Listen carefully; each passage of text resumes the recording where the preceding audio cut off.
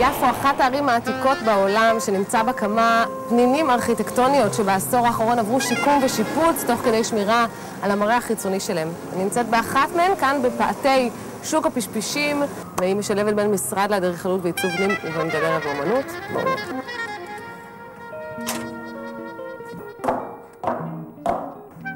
שלום סיגל. אהלן. אני אולגה. נעים מאוד. נעים מאוד. בואי תיכנסי בבקשה. תודה רבה.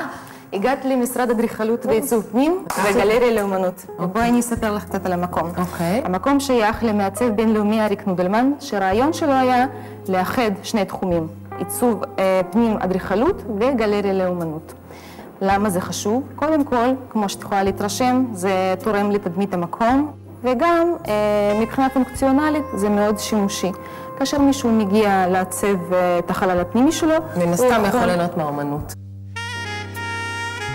אני מאמינה שהמקום לא נראה ככה לפני ששיפצתם אותו. הבניין הזה הוא לשימור, וכמובן הוא היה במצב לא אפשר לראות את זה, אפשר היה לגעת בכניסה, נכון? כמובן. ידענו שיש לנו פה חלל מאוד מיוחד. חשוב לעשות מין דיאלוג בין ישן לחדש. מצד אחד יש לנו את הקיר קשתות, מחופה אבן מקומית, ומצד השני עמודי בסיס שגילינו אותם רק אחרי שהתחלנו להרוס. ובמהלך הבנייה חיפינו אותם בלבנים שיובאו במיוחד מאירופה.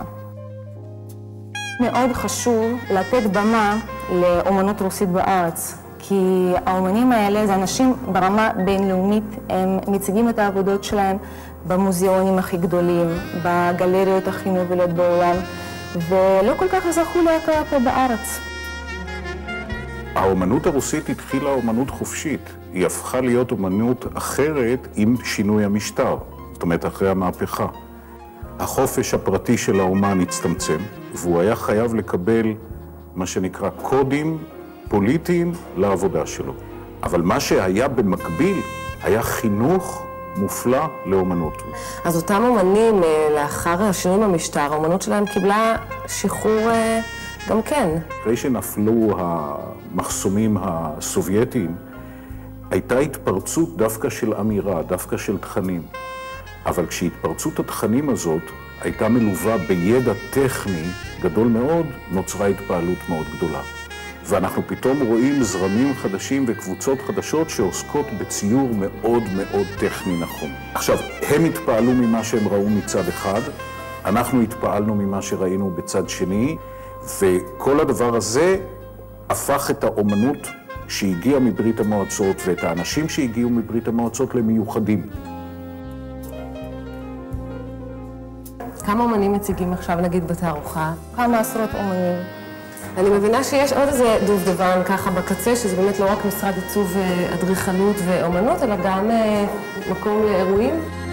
יש לנו אפשרות לעשות אירועי השקה. אנחנו עושים אירועי השקה ליינות, סיגרים, מוזיקה, ספרים, אנשי עסקים מדרגה בכירה, פוליטיקאים ושגרירים עושים פה לפעמים ישיבות. נראה מקסים. אני מוכנה לאיזה כוס יין. בשמחה רבה.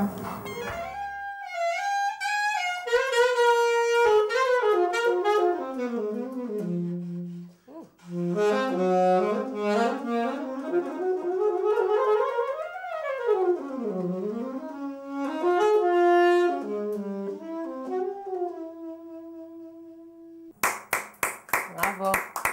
תודה רבה לחיים, אולגה, תודה רבה.